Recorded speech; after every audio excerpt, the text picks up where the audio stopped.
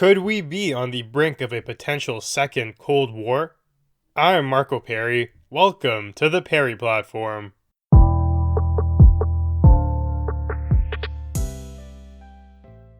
The National Post put out a thought-provoking article called, "Are we on the brink of a new Cold War with China?" By we, he means the Western world, and by new, he means we've seen this before. This exact battle played out, although just a little bit different. The combatants differed.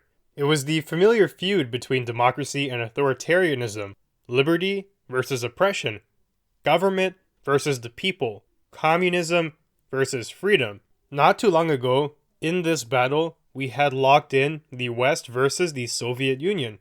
Now, I believe it's worth spelling out just how insane the Cold War really was. This was by all means a race to Armageddon. Both sides were equally powerful and were stockpiling nuclear weapons. It's dubbed the Cold War because proxy battles were the things that took place. The Soviet Union didn't actually go in and launch missiles into America, but tensions were as high as ever. One flip of a switch could wipe out a significant portion of your country. Supposedly, there was a doctrine, though, of mutually assured destruction that held everyone at bay. Essentially, it spelled out this: if you nuke us, we will nuke you. It's suicide. Why would you even consider it? And this ideology is what held together the world, basically. If you dive a little bit deeper into just how policy was enacted during this time period, you'll find some rather dark realities. One other factor of this mutually assured destruction was that if someone launched a nuke, it wouldn't just be America and Russia who got destroyed.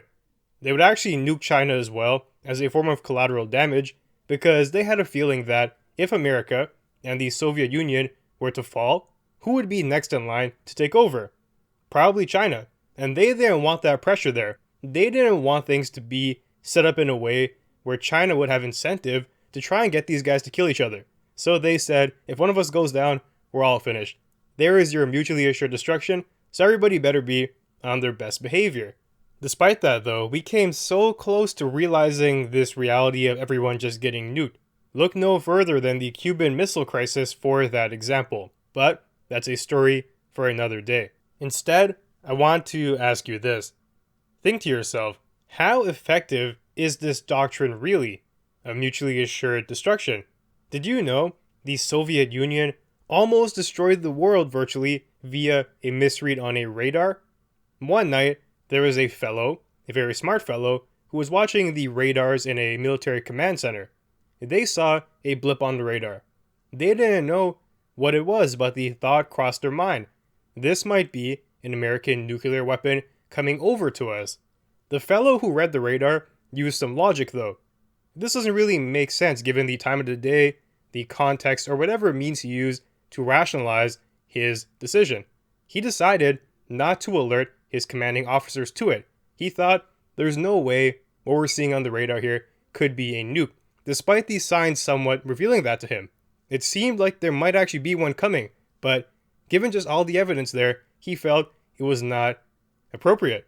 He felt that by him alerting his commanders, that would trigger this nuclear fallout, because those commanders there would see that, they would freak out, and they would fire nukes back at America. It turns out the guy was right. There was not any nuclear weapons heading to the Soviet Union. It was a misread on the radar. These things are not perfect. Sometimes the calibration can be off and it can pick up something else.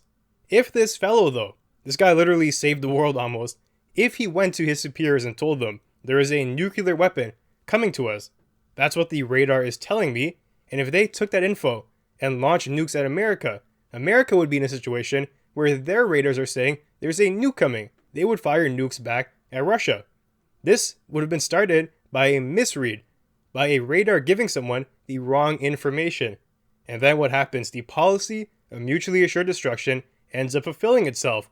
You guys didn't have to do that, but now everyone is dead. That fellow, whose name escapes me right now, just prevented a massive catastrophe. He's a hero. But look how easily things could have gone wrong in that context. The doctrine would have brought itself to reality. There is also another practical implication here. Let's say a nuke really is headed to you. You're in a military command center in Canada, and you see on your radar that something is heading towards you, and it's true. It's not a misread. You're going to be disintegrated in T minus 30 minutes and everything you love will turn to ash. How does that really play out? Think about it. The doctrine itself is really supposed to stop people from firing the nukes in the first place, but if a nuke is already heading to you, the game is pretty much over. There is nothing you can do to avert the disaster. All you can really do now is inflict the same pain upon your enemy. If that nuke is coming to you, you're going to realize very quickly that it doesn't actually matter what you do anymore. You're gonna die. Your real choice here is between dying at whatever the death toll will be in your country versus adding another 30 million to it by killing innocent civilians in the other country who fired at you. If you, as the Prime Minister, know that you are toast regardless of what you choose to do, that's going to complicate the decision-making criteria. Because ethically, what is the worth in firing back the nuke? The plan already failed itself. Mutually assured destruction did not deter these people from firing a nuke at you. Now, it's a choice of simply killing more civilians or dying out in a flame of glory the way you would do regardless of what you chose to do further. It's really insane. I'm very glad we never had to encounter a situation like that in the past because we can easily see how things can go wrong. A simple misread on a radar can throw you into a decision like that where major pieces of the developed world are just gone in a couple of minutes. This is crazy and it spells out just how impactful a nuke is. It's not a game. On the spectrum of desirability, on one side being the most desirable, we wouldn't want any country to have nukes because they're just so powerful. Humans may have invented already the tool that will bring about Armageddon in this world. But that's not going to be possible because the nukes have already been invented and they are out in the open. Countries have them and they won't be willing to give them up. Now we need to find a more practical solution, and that is we only want nukes to be in the hands of responsible actors, people who are not going to be tempted to misuse them. Having nukes in the hands of people who are kind of questionable, like Russia and China, is a bad idea. But that's the reality. And North Korea too, we can't forget them, just firing off their missiles every now and then to test them. It's just not safe. It's just a bad practice that could lead to a massive disaster. And then we have the other side too, giving nukes to everyone. That would be the worst case scenario. We don't want to further arm more countries. It's crazy enough as it is already. That's why when we talk about things like the Iran nuclear deal, I'm always baffled by people who want to ease it up.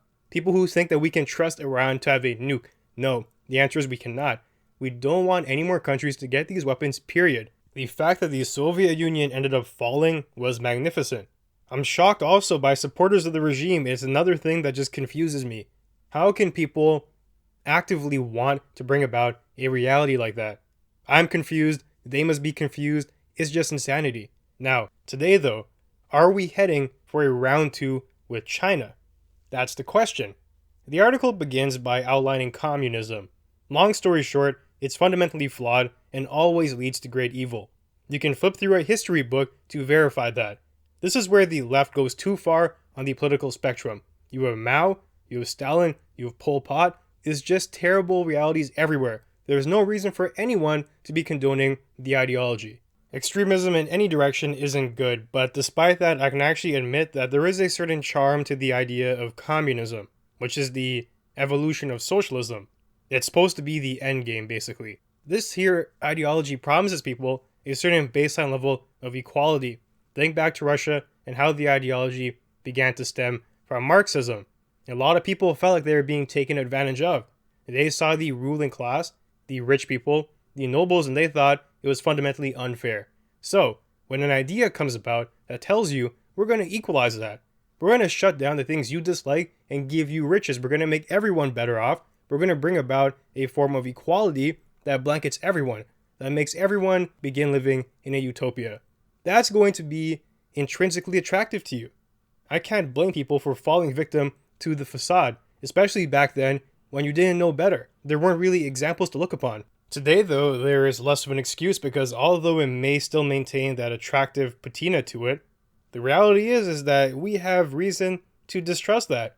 We have examples to look upon. For you to be willfully blind to that because you still like what the idea promises, even though we know it can never deliver, that's just ignorant. Communist regimes are always portrayed as utopias when they're trying to get the regime going and they're trying to fool the people, but always, in every case, they devolve into hells where people are stripped of freedom and liberty. That is no way to live. I should mention as well that China isn't simply a communist country. A lot of people get mixed up with this here. Communism is rather a weak ideology that decays the country it holds. The country will fall apart inevitably. China is far more menacing though. To believe they are simply a communist shell, as we've seen before, is majorly underestimating them. China has taken aspects of capitalism and fascism. Well, capitalism really does run contrary to the ideology, but they found a way to just amalgamate everything. They have the second largest economy, and the state props up the value of wealth accumulation, and therefore inequality. They're not trying to bring about equality across the land. Something communism was supposed to bring about, and it had to erase the inequalities. China is focused on another goal. Although they still dub themselves communist, they have some aspects of that, like the state controlling a lot of the means of production, but not all of them, and they also do have the authoritarian aspect too. And on top of that, they have fascist tendencies, with their lust for expansion and their religious cleansing. These are all facts that have been laid out by various media outlets. China is actively looking to break and absorb places like Taiwan and to some extent Hong Kong. They also have a low appetite for diversity.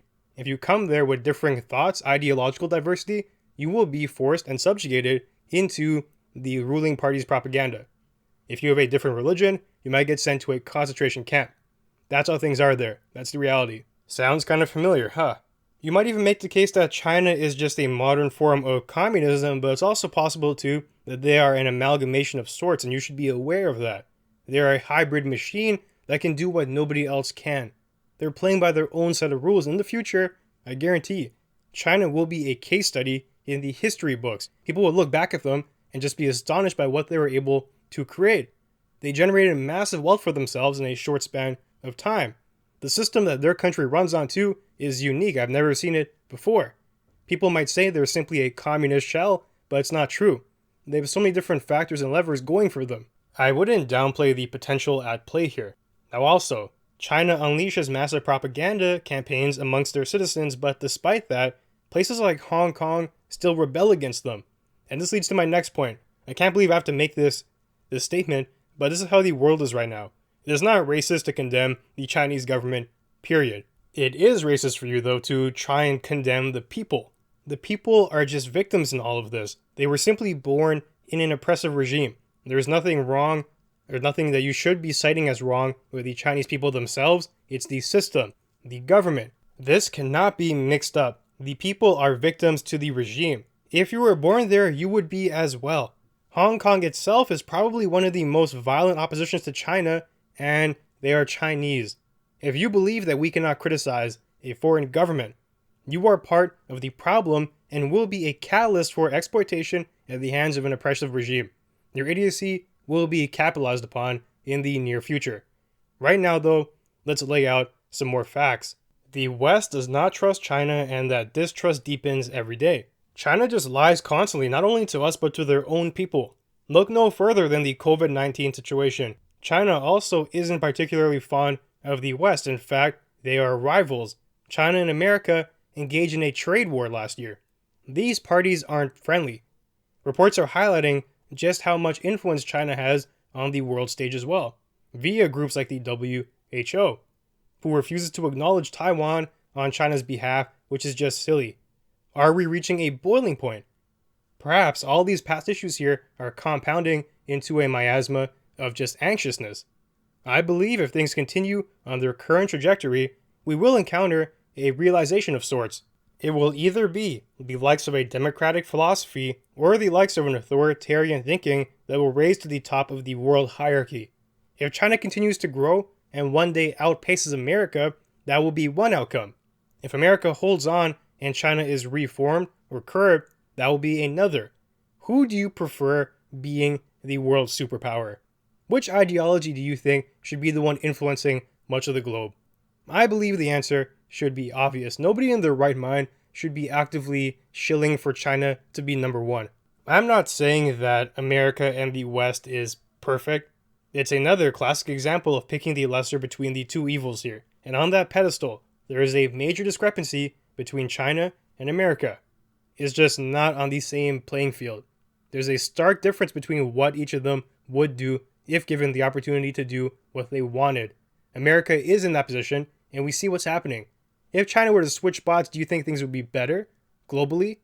I doubt it. I sincerely doubt it, actually. I find it to be near impossible. China has made clear what their agenda is via administering it to their own people. Now think about what they would do to the world if given the chance to do so. When two parties lust for the top spot in the world hierarchy, conflict isn't far off in the horizon. The answer, though, for China can't be another Cold War or a world war. That would be crippling. We already know how much damage a nuke can cause. Technology has advanced since then. If we get into a conflict today, that could very well be doomsday. Instead, there is another thing that has to happen. Change has to come via the people of China. The Chinese citizens, they have to realize that the country they live in isn't one they want their children to inherit. To live in a place with no freedom, no liberty, for having a different opinion than the government can result in you being locked away. That's no practical living condition for any human in the developed world. China is a developed country. Believe it or not, the second largest economy in the world. These standards here are not what the people should be desiring. And keep in mind too, the short timeline here. China as a country was rather impoverished not too long ago. The people needed money. They were willing to make a compromise to get that. On one hand, you can have a ruler who brings you wealth, but he curbs away your freedoms. You might be willing to take that if you are poor. But now that the standard of living is raising, the people's standards have to raise as well. They have to change the way they view government, and the only way you do that is from the inside. From a Westerner to come in and try to proclaim the wonders of democracy and freedom, that probably wouldn't be as effective because you are an outsider. But for an inside group to be telling their co-citizens just how much better a system could be if you were allowed to be free, if you were allowed basic human rights, that's powerful. And that's why Hong Kong is going to be a pivotal piece going forward in the world. That's a group of Chinese citizens. They're a part of China who are rebelling against the government openly. If other places see that, if they see their fellow citizens this up here and causing a scene because they desire the right to a fair election, because they want freedom of speech, because they want a system of government that's far less corrupt, that's going to motivate them to wonder, these guys live in the same country as us. Are they seeing something that we aren't? That's how you make impactful change. And if the country can unite around that, if the Hong Kong movement can spread across China, that's what we need. We need the people to be more demanding of their government, to force upon a change from the inside. Externally, we have very little power. China is powerful. They can literally crush almost any country in the world one-on-one. But if their own people are the source of the change, if they're the ones pressing for it, that's a very different equation. The Hong Kong protesters have to be supported in every regard. They are the ones who are fighting for the change that everyone wants to see. Now, on top of all of this, let's add another ingredient to the pot. Don't forget about the former Soviet Union because they still exist. Russia under Vladimir Putin. They're still going strong. If conflict were to erupt, they wouldn't be bystanders on the side. They would be actively engaged in it. These guys are rather secretive, engaging in a lot of espionage, sabotage, election fraud, using spies, silencing dissidents. Russia is deep in the mix right now. They're playing their hand, but on the backstage. It's almost like they flip spots with China. So before, the Soviet Union was getting everyone's attention. They were the big dog, and China was in the back. Now, China's the big dog, and Russia, under Putin, they're kind of going under the radar a little bit. They're hiding in the shadows and performing whatever it is they're doing without much attention. I would be very weary of this. And at the same time, imagine for a second the prospect of Russia and China in tandem, forming a duo. That's rather formidable and something to be afraid of. Quite honestly, could America take on China one-on-one? Maybe. I think they could. How about Russia and China? Well, that's a little bit more deadly over there. I think America would have trouble dealing with both of them.